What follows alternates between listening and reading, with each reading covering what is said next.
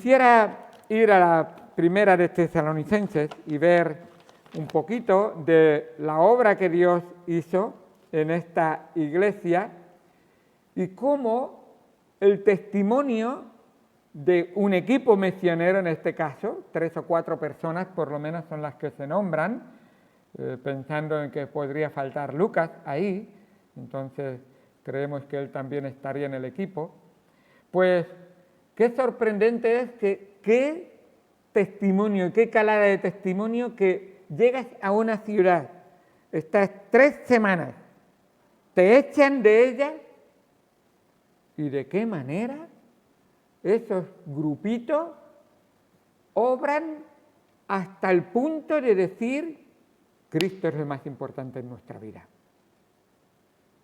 ¿Por qué? ¿Cómo puede ser? ¿Qué es lo que ocurrió en personas que estuvieron dispuestos a manifestar el poder de Dios? Y vamos a ver luego, en un momento, primero vamos a ver el saludo, después vamos a ver un poquito de cómo empezaron, o sea, lo que Pablo vio de ellos, pero 9 características de verdaderos cristianos que Pablo resalta en estos 10 versículos que tenemos aquí. Dice el versículo número 1, Pablo, Silvano y Timoteo a la iglesia, esa iglesia que es el cuerpo de Cristo. Una iglesia no es un edificio, una iglesia no es un grupo de personas incluso que se reúnen para llenar un poco de hueco del tiempo o para hablar cosas aunque sean incluso importantes. Una iglesia está formada solo por templos de Cristo, templos del Espíritu Santo. Hay veces que se ponen ahí templos pensando en el edificio. Pues el edificio donde mora Cristo, donde mora Dios, donde mora el Espíritu Santo, es el cuerpo del cristiano verdadero. Es la vida completa. Ese es el edificio. Somos piedras que están puestas alrededor de la piedra angular y que forman la iglesia. Porque recuerda que la piedra angular es el cimiento sobre el cual somos edificados. Él es el fundamento. Algunos pensaron, y últimamente parece que, y lo digo porque Alejandro, sus estudios fueron, aparte de teología, fueron arquitectura. Y dijeron que las piedras angulares en los edificios antiguos eran unas esquinas que se ponían en la esquina de un edificio que solían poner, había una primera, que entonces de ahí se basaba todo el edificio. Esa primera era cortada, preparada de tal manera en un ángulo especial y de una manera que todo se sostenía sobre esa piedra. Y aunque había otros ángulos, pero esa era la primera y principal piedra angular. Y de ahí se sostenía todo el edificio. Y a nosotros a veces nos pasa, no llegamos a comprenderlo, pero él estaba explicándolo con arquitectura, cómo esa piedra se basaba sobre una roca y estaba edificado, y dice, si esa piedra no cae, al edificio le va a costar caerse. Es verdad que se podría caer en algunos, pero esa piedra solía ser que un edificio se derrumbaba y esa piedra se quedaba siempre en el sitio, por mucho que lo intentaran. Bueno, Cristo es nuestro fundamento y es en Cristo donde somos edificados. Y es la iglesia que se basa en Cristo, en la palabra de Cristo, en la obra de Cristo, en el Espíritu de Cristo que obra en cada uno de los hijos. Y estos creyentes habían sido ahí fundamentados en Cristo. No obstante, ellos habían tomado la decisión de entregarse al Señor.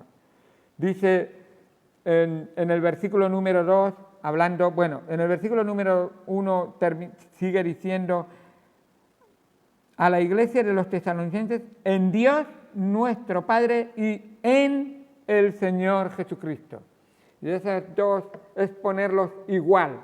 Dios, Padre y Señor Jesucristo están en igual nivel.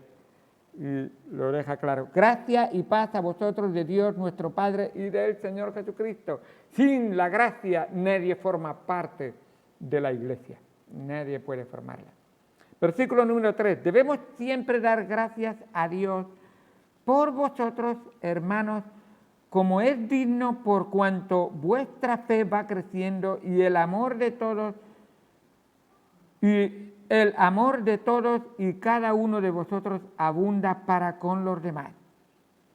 Estoy en segunda. Wow. Yo digo, hay algo ahí que me está...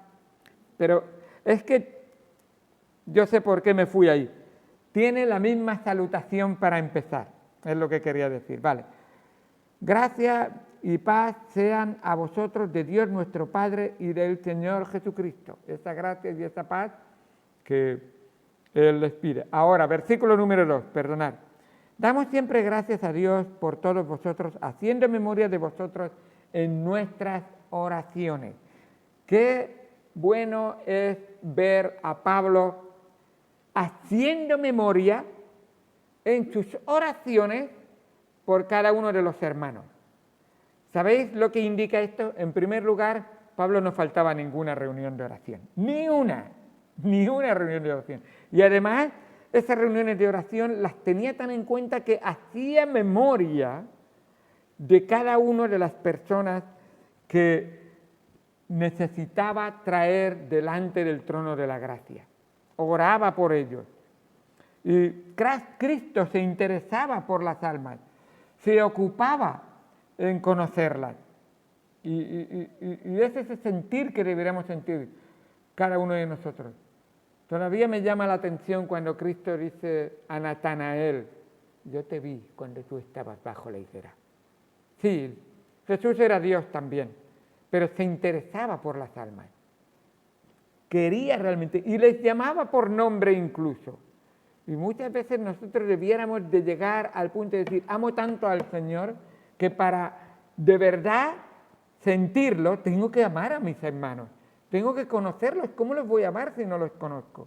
Y a veces nos cuesta incluso conocer los nombres de los demás hermanos en la iglesia.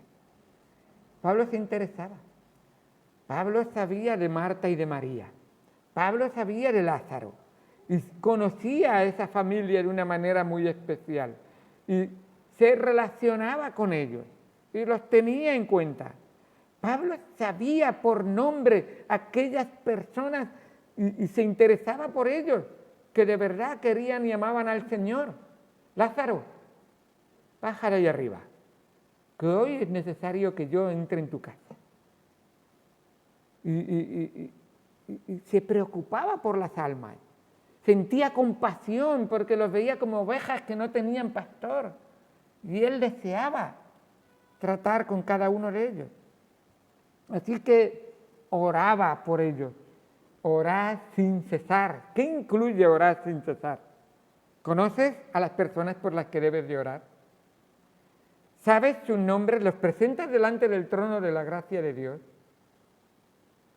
A veces ni siquiera nos acordamos de orar por la iglesia, en términos genéricos.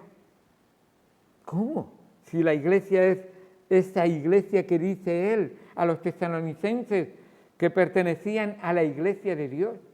Si tú perteneces a la iglesia de Dios, entonces te debes de interesar por los que pertenecen también a la iglesia de Dios. Y dice que hacía memoria de ellos en sus oraciones. Versículo número 3, acordándonos sin cesar. ¿Os acordáis de orar sin cesar?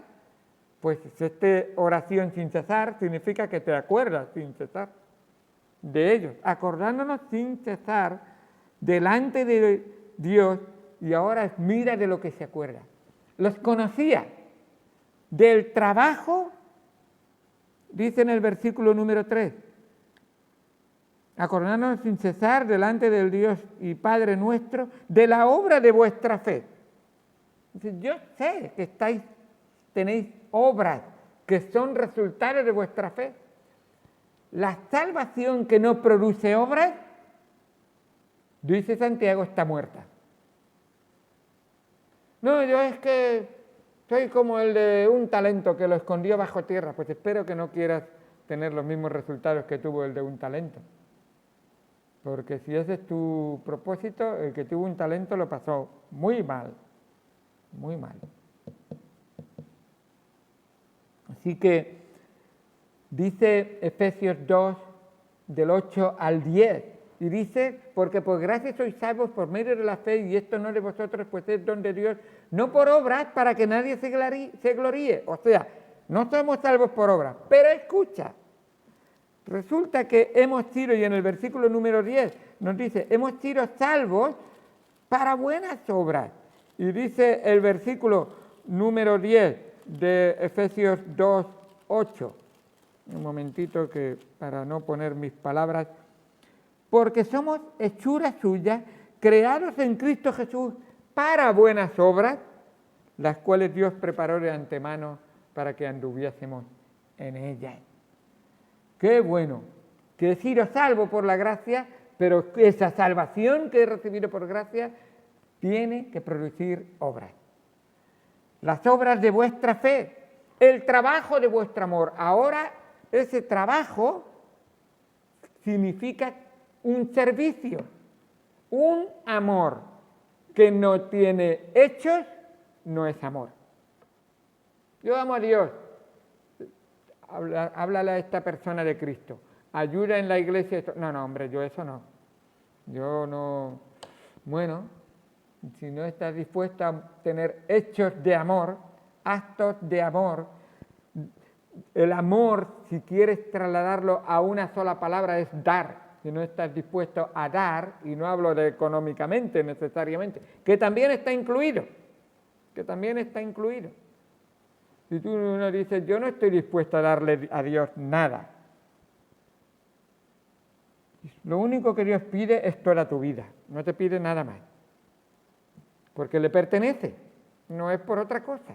Te ha creado y te ha salvado, redimido, así que le pertenece. Trabajo de vuestro amor, y sigue diciendo, y la constancia en la esperanza. Esa fe se manifiesta en que vivo en una continua esperanza. ¿Vives como si Jesucristo viniera esta noche? Este es tu último día. ¿Tienes alguien a quien tú deberías demostrarle ese amor de Cristo? ¿Hay algo en tu vida que tú deberías de arreglar con el Señor? ¿Hay algo que deberías arreglar con alguien? Esa constancia de la esperanza significa que de verdad, y así termina, que el Señor viene. En el versículo 10 habla de que la ira viene, el día de la ira. Eso quiere decir salvación para los que han creído, arrebatamiento, quiero decir, cuidado con malentenderlo, arrebatamiento, o la ira de Dios que se descarga sobre la tierra en aquellos que no han creído en Cristo. Muy bien, ahora estas personas que tienen este privilegio disfrutan porque Dios los ha elegido. Dice en el versículo número 4, porque conocemos, hermanos amados de Dios, vuestra elección. Algunos atribuyen esto a la elección que tuvieron los tesalonicenses. En el original también se ve que la elección que Dios hizo de los tesalonicenses. Ahí es el constante debate entre la soberanía de Dios y la responsabilidad del hombre. Dios es soberano, Él elige. Tú eres responsable, tú tienes que darte cuenta que eres pecador y necesitas un Salvador, y entonces tu responsabilidad es recibir al Salvador y aceptar al Salvador. Ahora, en una ocasión a Spurgeon le preguntaron, ¿cómo consigue usted reconciliar la soberanía de Dios con la responsabilidad del hombre? Él le miró y graciosamente, mirando otra vez a los ojos, le dijo, pues no suelo reconciliar a dos que no están peleados. Y es la gran realidad. En la palabra de Dios no vemos que estén peleados. Las dos doctrinas son bíblicas. Es como las vías de un tren. Ahí va el tren. Si una de las rieles se aparta, el tren se descarrila. Ambos tienen que ir constantemente, juntos y paralelos. Constantemente. Así es, que no se puede prescindir de ninguno de ellos. El tren los necesita a los dos y en ese sentido la palabra de Dios muestra a los dos. Y lo vemos el poder de Dios. Ahora, ¿cuál es más o menos? En el cielo lo veremos, pero yo creo que cuando lleguemos al cielo vamos a estar tan agradecidos de estar allí que eso va a ser una circunstancia menor, realmente, porque habremos visto que Dios ha sido muy bueno con nosotros y Dios tocó nuestro corazón y entregamos nuestras vidas a Él. Así que, continuando un poco más con el estudio, quisiera ver rápidamente esas 9 características que tiene la iglesia de Tesalónica, que toda verdadera iglesia debería de manifestar y tener dentro de su seno.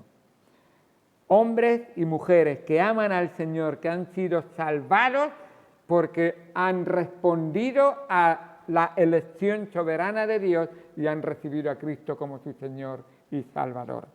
Dice en el versículo 5 que nuestro evangelio no llegó a vosotros en palabras solamente, sino también en poder, en el Espíritu Santo y en plena certidumbre, como bien sabéis cuáles fuimos entre vosotros por amor de vosotros. Nos dice ahí la palabra de Dios que el evangelio no vino solo y no está tratando la palabra con mayúsculas, sino palabras, como un palabrero. Así incluso mal hablaron de Pablo cuando estaba en Atenas. Estaba en el Areópago y dice, vamos a escuchar a este palabrero. No. Pablo no era un palabrero. Palabreros eran los epicúreos y los estoicos, que eran los grupos que estaban ahí y que bien conocía a Pablo, y de hecho un hombre verdaderamente dotado y preparado en la cultura de su tiempo perfectamente. Esos sí que eran palabreros, pero él presentó bien claro que cuando se le escucharon hablar de la resurrección, de que eran pecadores y que iban a morir, pero Cristo les iba a dar vida y iban a resucitar si creían en Él, bien ya se pusieron un poco nerviosos y dijeron, otro día te escucharemos. Esto ya se pone muy... nos estás poniendo entre la espada y la pared, y no quisieron conversar más con Él. No, aquí lo que está diciendo Pablo es, nosotros no llegamos a vosotros como palabreros. Vosotros recibisteis la palabra, esa palabra que tiene poder, que tiene la capacidad. Este poder habla de capacidad de obrar en la vida de una persona. ¿Y cómo lo tiene? Dice en el versículo 5, en el Espíritu Santo. ¿Quién es el Espíritu Santo? ¿Quién es el Espíritu Santo? Dios. ¿Hay alguien que tenga más poder que Dios? Es el Todopoderoso. Es el poder creador. Es la fuerza que mueve todo el universo. Ahí lo tenemos. Y lo que obró en ellos, dice, en plena certidumbre. Y está diciendo, vosotros creísteis que la palabra de Dios es verdad, es inerrante, es infalible, y creísteis totalmente en ella, y no desacreditasteis la palabra de Dios. Así que, qué bueno que en este texto nos dice en el 2:17.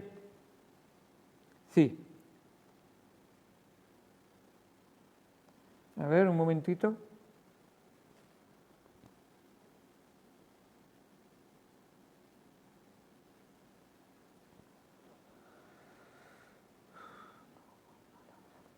Sí. En el 2:17. Pues no. Continúo. Pablo creía lo que predicaba y sabía que se había manifestado ese poder de Dios en ellos. No creía no mostraba un poder barato de hacer milagros que se manifestara entre ellos.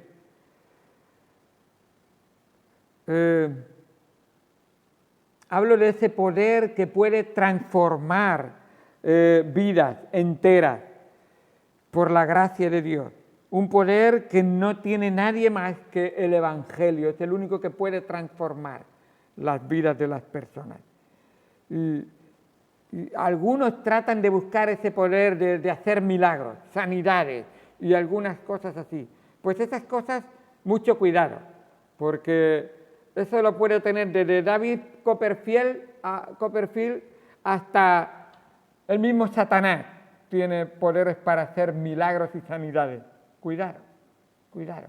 Es transformar una vida, hacerla una nueva criatura y entregarse al Señor para vivir una vida santa y pura para la gloria de Dios. Eso solamente lo puede hacer el poder del Evangelio.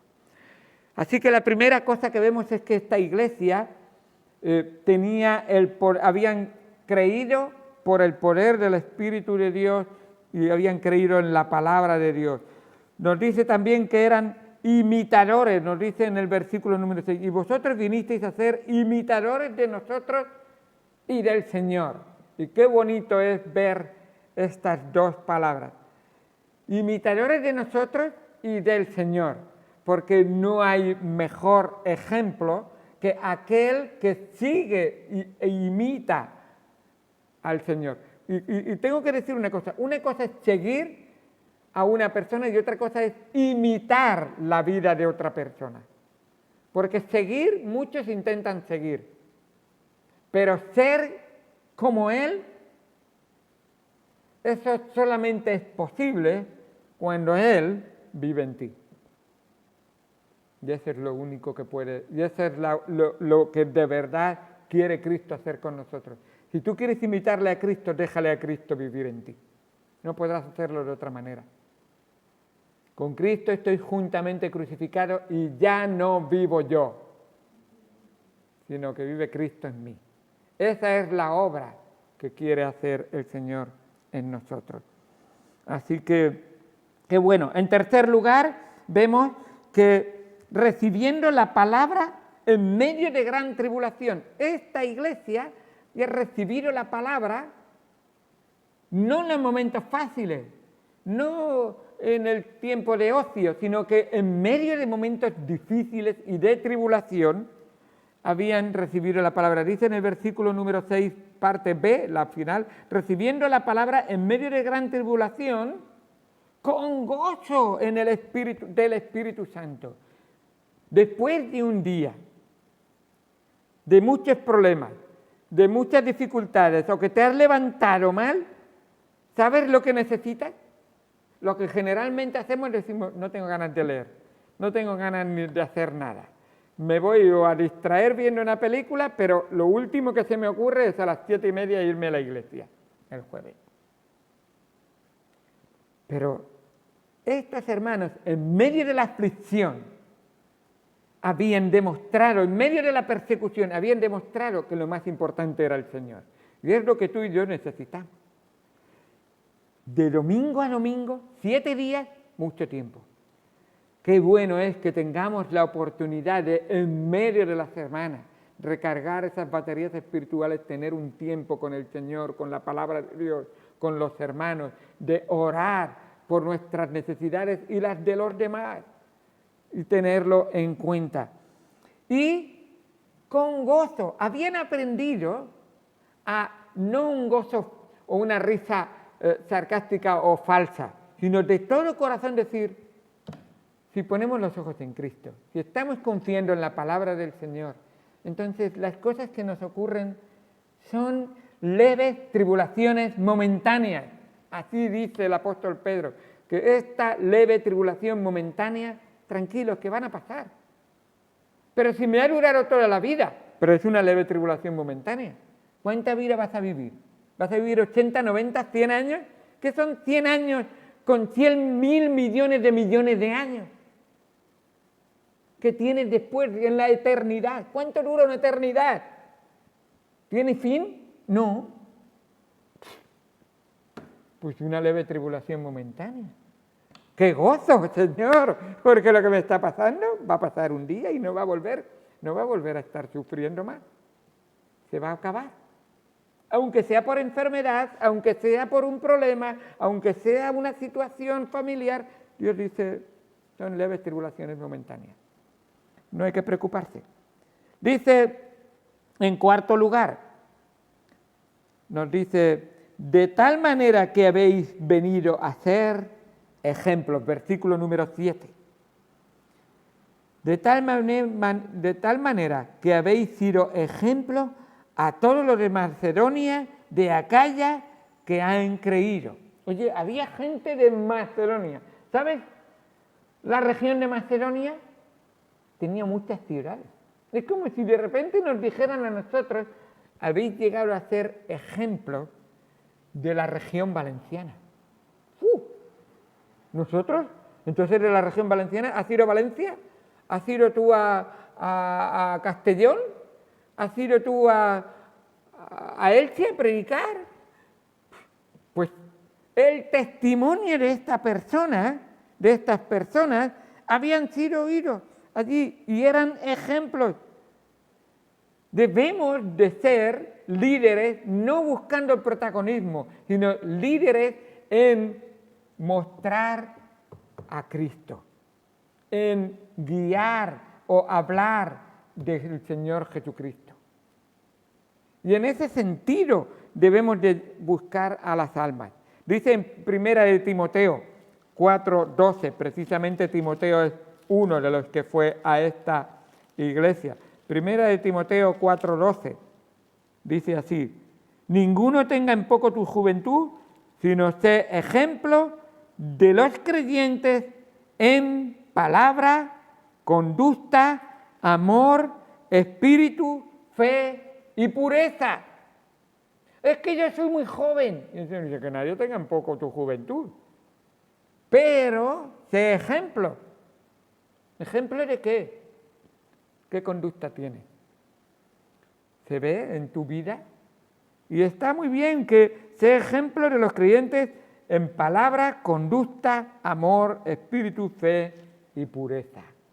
Qué bueno es que podamos ser esa clase de ejemplo a los demás. Piénsalo así, y esto es importante.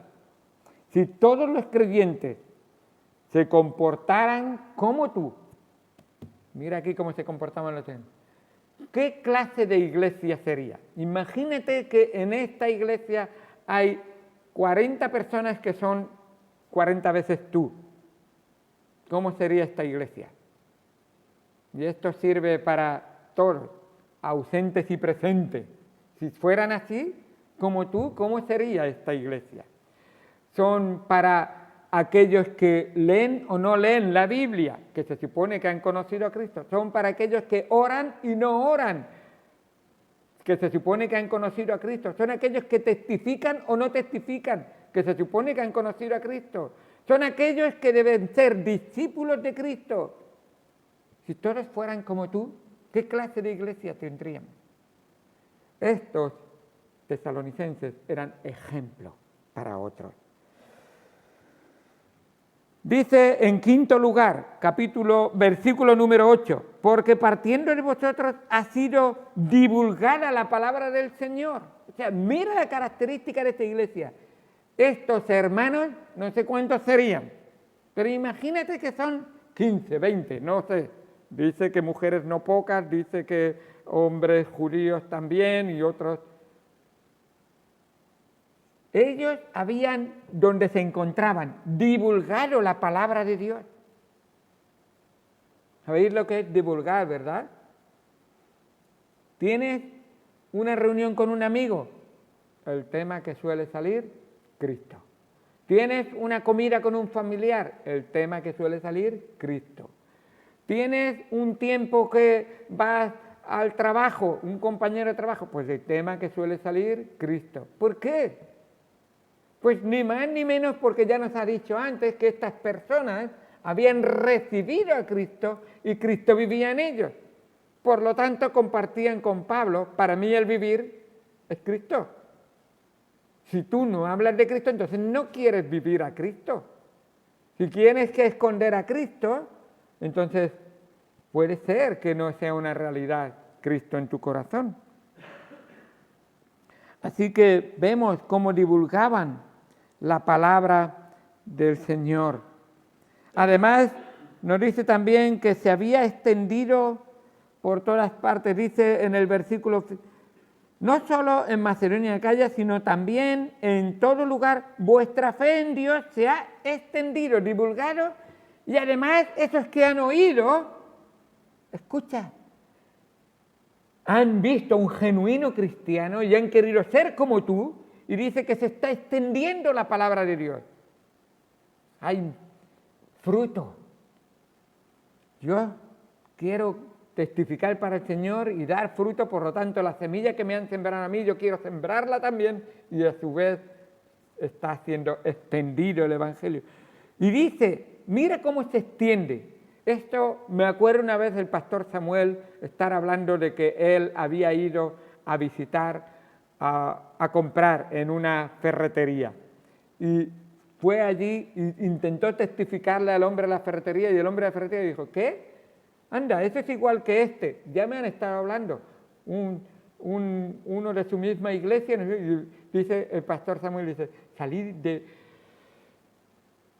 dándole las gracias al Señor y decir, ¿cómo es posible? Qué bueno es saber que yo voy a un sitio y ya hay un hermano de mi iglesia que ya ha testificado aquí. Mira lo que dice Pablo, final del versículo 8, dice, en todo lugar vuestra fe en Dios se ha extendido, de modo que nosotros no tenemos necesidad de hablar nada. Cuando hablamos con alguien, dicen, no, ya lo he escuchado, ya me han hablado, ya he entendido, e incluso he entregado mi vida al Señor también.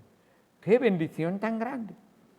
Y además, vemos también que Dios obra tan poderoso. ¿Cómo puede ocurrir esto? Pues porque hay una gran diferencia entre un muerto y un vivo.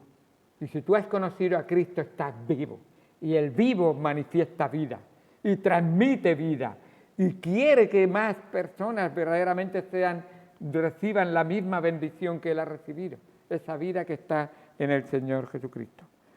Y tenemos, para finalizar, el 8 nos dice, porque ellos mismos cuentan de nosotros la manera en que nos recibisteis y cómo os convertisteis de los ídolos a Dios. Y vemos ahí, esa es la conversión, la transformación que ha ocurrido en la persona, de los ídolos a Dios. Y ahora dejas los ídolos. Sabes que el ser natural, el ser humano por naturaleza es idólatra. Tiende a adorar algo. Y tú dices, yo no tengo una imagen, pero seguro que hay algo en tu vida que de alguna manera te absorbe, te obsesiona y te atrae fuertemente. Y todo aquello que se ponga antes que Dios es un ídolo para nosotros en nuestra vida. Y así lo dice la palabra de Dios. No te inclinarás a ellos, ni los honrarás, ni los respetarás, ni los tendrás por delante del Dios verdadero. Lo primero debe ser Dios. Y dice, os convertisteis de los ídolos a Dios, ¿para qué? Para servir al Dios vivo y verdadero. Ese es el 8. Para servir al Dios vivo y verdadero. Qué bueno. Ese servicio, y podríamos hablar mucho del servicio. Ese servicio que deberíamos de estar activos, y se nos ha ido el tiempo. Y para terminar, y esperar de los cielos a su Hijo, al cual resucitó de los muertos, quien nos libra de la ira venidera. Esa constante esperanza. Dice el apóstol Pablo, por lo cual estoy seguro de que Él es poderoso para guardar mi depósito para aquel día. y tengo una esperanza que no se basa en incertidumbre, sino en certezas, en poder y en la gracia salvadora que Dios ha obrado en mí. Y esto aguardaré hasta que Él venga, con toda confianza. Así que, ¿por qué? Porque tengo esa esperanza segura de que este Jesús que me ha salvado es quien me libra de la ira venidera. Y viene el juicio sobre la tierra. Pero tú y yo, si hemos creído en el Señor Jesucristo, estamos seguros en el amado y nada ni nadie nos arrebatará de la mano de Dios y del Señor Jesucristo. Muy bien, ¿cómo fue que llegaron a estas características? Porque recibieron la palabra de Dios, recibieron el Evangelio, creyeron en la palabra de la cruz. Y creer y vivir tienen que ser una realidad. No vale creer sin vivir lo que cree. Ese que cree pero no vive es el que Hebreos pone una interrogación sobre él. Saborearon, gustaron incluso, oyeron, estuvieron cerca, pero no fueron transformados por la gracia de Dios. Pero estos sí, habían creído y vivían lo que creían totalmente. Y esto nos hará amar a Dios de todo corazón y amar a los hermanos y hijos de Dios, sirviéndoles también a ellos. Vamos al Señor en oración. Amado Señor, Dios grande, gracias por todo lo que tú haces por nosotros. Sabemos, Señor, que esta obra poderosa que obró en los tesalonicenses es la que tú has obrado en nosotros, y ayúdanos, Señor, a un día ser identificados como estos tesalonicenses. Hombres y mujeres que recibieron la palabra y se entregaron de lleno a la palabra. La palabra de Dios que moraba en ellos transformó sus vidas y sus vidas tocaron las vidas a su vez de los que ellos conocían o tenían contacto con ellos, porque testificaban y extendían la semilla del Evangelio a toda criatura. Gracias por tu poder, por tu amor, porque tú te manifiestas en nuestras vidas como esa ancla firme en la que podemos estar seguros, y a través de Cristo podemos entrar al trono de la gracia de Dios, Señor, para alcanzar misericordia y obtener socorro para cada uno de nosotros. Gracias por todo en el nombre de Cristo Jesús. Amén.